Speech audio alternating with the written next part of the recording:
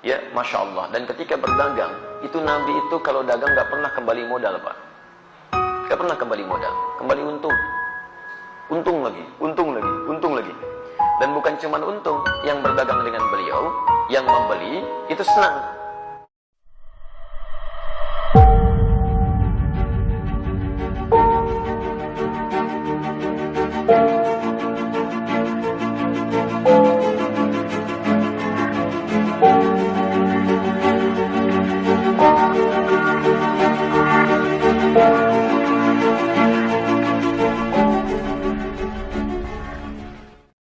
Ya, Masya Allah. Dan ketika berdagang, itu Nabi itu kalau dagang gak pernah kembali modal, Pak.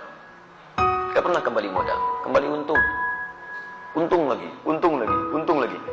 Dan bukan cuma untung, yang berdagang dengan beliau, yang membeli, itu senang. Nah, bisa terbayang gak? Beliau untung, pedagang lain juga merasa nyaman, dan pembeli juga merasa senang. Jarang-jarang ada orang begitu. Ya, jarang-jarang. Kalau pedagang untung, biasanya pembeli kecewa, gitu kan? Baik, umumnya demikian. Baik, sedapat mungkin Anda tawar supaya mendapatkan kenyamanan.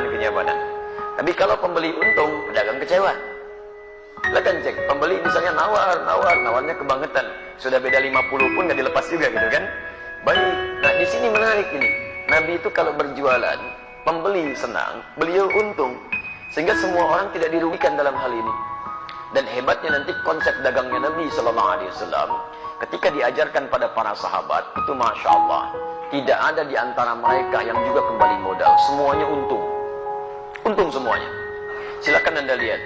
Ada sahabat Uthman bin Affan radhiyallahu ta'ala anhu. Ada sahabat Abdurrahman bin Auf radhiyallahu ta'ala anhu. Sebelumnya ada sahabat Abu Bakar radhiyallahu ta'ala anhu. Banyak para pedagang di zaman Nabi, teman-teman sekalian. Ketika mereka sudah masuk Islam, dilatih oleh Nabi bagaimana cara berislam yang baik dan diterapkan dalam kehidupan sesuai dengan pekerjaan mereka, maka Masya Allah, dagangannya berlipat-lipat untungnya. Bukan cuma untung dunia, tapi untung akhirat. Tidak sedikit di antara pedagang di masa Nabi bukan cuma kaya dalam urusan dunia yang asetnya sampai sekarang masih ada, tapi juga dijamin surganya tanpa hisab. Saya beri contoh, Uthman bin Affan radhiyallahu ta'ala anhu. Sebelum masuk Islam, pebisnis. Setelah masuk Islam, kayanya luar biasa. Silakan antum, saya berdoa mohon pada Allah, kalau yang belum umrah, belum haji, insya Allah diikhtiarkan ya, diikhtiarkan. Insya Allah mudah-mudahan dipercepat oleh Allah Subhanahu Wa Taala untuk bisa berhaji atau umrah. Nanti saat ke Madinah main ke satu tempat, terdapat di dalamnya tapak-tapak kesuksesan Uthman bin Affan radhiyallahu taala anhu. Di antaranya beliau masih punya aset sampai sekarang. Ada sumur yang pernah beliau bebaskan ketika dimonopoli oleh Yahudi. Mau minum, bayar. Kata Uthman, saya beli sampai semuanya akhirnya dibeli Uthman. Kemudian dibebaskan. Yang mau minum, ambil aja. Sekitaran area sekitarnya ada tanah cukup luas. Dibeli oleh Uthman bin Affan radhiyallahu ta'ala anhu. Saya beli. Tanamin kurma. Yang lapar, ambil. Gak usah bayar. Yang haus, ambil. Gak usah bayar. Sampai sekarang area itu ada. Akan dibuat area perhotelan. Royaltinya disimpan di Bank Saudi, disedekahkan kepada umat muslim atas nama sahabat Uthman bin Affan radhiyallahu ta'ala anhu. Sampai sekarang masih ada. Abdurrahman bin Auf radhiyallahu ta'ala anhu itu diembargo, ya, bukan cuma diembargo, dirampas hartanya saat di Mekah. Pergi ke Madinah cuma pakaian yang melekat di badannya. Baik, begitu sampai di Madinah, diterima oleh orang paling kaya di Madinah. Kata orang ini, sami'tu annaka kunta ghaniyan bima ma'na. Saya dengar kamu jatuh fakir saat di Mekah. Kalau ingin kaya lagi, ambil setengah kekayaan saya. Kalau ingin menikah cari pasangan, pilih pasangan terbaik di sini. Maka saya akan fasilitasi. Masya Allah. Teman-teman sekalian, apa jawabannya? Jazakallahu khairan bima ma'na. Semoga Allah berikan balasan terbaik untuk Anda. Arini ainal aswaq. Cukup tunjukkan kepada saya di mana pusat bisnisnya. Dagang. Dipraktekkan ilmu dari Nabi. Modal cuma pakaian. 3 bulan jadi orang paling kaya nomor 3 di Madinah. 1 tahun jadi orang paling kaya di Madinah. Yang kapaknya saja terbuat dari emas. Kapaknya. Coba lihat. Orang terkaya di Lampung belum tentu punya kapak. Ya. Orang terkaya di dunia, Bill Gates, 1.300 triliun hartanya. Tanya, punya kapak gak? SMS tuh pergi ditanyain. Ya. Abdurrahman bin Auf setahun kapaknya terbuat dari emas. Modalnya apa? Cara bisnis Nabi. Nah, cara ini tidak menghalangi mereka untuk ibadah kepada Allah. Kaya dan soleh. Silahkan cek kitab, buka kitabnya Imam An-Nawawi. Imam An-Nawawi punya kitab namanya At-Tibyan fi Adab Hamalatil Quran.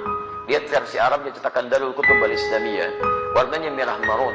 Halaman 38, paragraf yang pertama, baris 1 sampai baris yang kedua paling atas sebelah kanan. Kata Imam An-Nawawi rahimahullah, sahabat Utsman bin Affan, Abdurrahman bin Auf, ada Abu Darda, itu orang-orang, ada lagi At-Tamimi, itu orang-orang yang luar biasa. Tamim Ad-Dari, bukan At-Tamimi, Tamim Ad-Dari, yaitu malamnya di antara kesibukan mereka masih bisa menunaikan tahajud sampai khatam Al-Quran. Sampai khatam Al-Quran. Jadi pendekatan kepada Allahnya luar biasa. Makanya Allah buka rezeki mereka lebih daripada yang lain. Jadi kalau Anda ingin dapatnya rumusnya begini. Kalau Anda punya permintaan yang lebih daripada orang lain, maka dekati Allah dengan cara ibadah yang lebih daripada orang lain. Orang lain tidur, Anda bangun. Orang lain sedikit-sedikit tidur, Anda sedikit tidur. Orang lain sedikit-sedikit makan, Anda sedikit makan. Puasa, rajin. Tahajud, rajin. Ikhtiar juga rajin. Nanti dengan ikhtiar itu Allah mudahkan jalan keluar Anda. Wa may yattaqillaha yaj'al lahu makhraja wa yarzuqhu min haitsu la yahtasib. Demikian di Quran surat ke-65 ayat 2 sampai 3. Nah, saya persingkat jawaban untuk pertanyaan Anda di sini. Kalau Anda ingin merubah lebih baik, itu dikumpulkan oleh para imam hadis dalam kitab-kitab hadis. Disebut dengan Kitabul Buyu', bab tentang pembahasan bisnis dari Nabi sallallahu alaihi wasallam. Saran saya, keluarkanlah ayat-ayat Quran yang berbicara tentang cara berdagang. Kemudian lihat tafsirannya dari Nabi, buka kitab Imam Al-Bukhari misalnya, buka Kitabul Buyu', bab tentang bisnis dari Nabi. Keluarkan itu, duduk dengan sesama pedagang, jangan sendirian. Jangan ingin menguasai sendirian. Dulu teman-teman Nabi itu saling bersama-sama. Wah, kaya. Semua kaya, bahkan kaya banget. Ya, kumpul bareng-bareng. Kenapa antum gak kumpul para pedagang, pebisnis, pengusaha? Duduk bareng-bareng, tilawahi ayatnya, hadisnya, kemudian antum undang ustaz di bidangnya, diskusikan, praktekkan. Kalau nggak dipraktekkan kapan lagi? Ya silahkan kalau nggak percaya. Konsep itu sekarang diambil oleh orang Yahudi, dipraktekkan oleh mereka. Cuma mereka tidak pernah mengungkapkan istilah kalau itu diambil dari hadis Nabi. Konsep syariah itu sekarang banyak diadopsi Pak di Eropa. Bahkan di Inggris sekarang sedang marak tuh, di London macam-macam dikembangkan. Ya, kemudian oleh Yahudi dirubah istilahnya di Ventura. Ventura itu asalnya syariah, cuman dimodifikasi oleh mereka untuk menampilkan sistem hukum yang kira-kira bisa awet. Syariah sekarang itu luar biasa. Di non-muslim saja sudah mengejar-ngejar konsepnya. Kenapa kita yang punya tidak menerapkan? Paham ya? Baik, sudah saya baca, sudah saya jawab intinya. Ya, di persoalannya barangkali nanti sesuaikan lagi ya. Saya akan punya usaha. Saya beli alat di toko harga barang 1 juta. Modal 1 alat. Kemudian saya jual 2 juta atau 3 juta. Boleh tidak? Boleh. Antum jual 5 juta juga silakan kalau laku ya. Baik. Alhamdulillah. Yang penting antara din minkum, ada yang ridha satu dengan yang lainnya. Kemudian tidak markup, tidak gharar, tidak menipu. Di orang itu wajar menilai. Antum beli 1 juta, dijual 5 juta. Kalau kaidah boleh saja. Tapi kan juga pembeli akan melihat wajar apa tidak. Ya kalau tidak wajar jangan akan beli. Ya ada yang jual Nokia 3315 sekarang.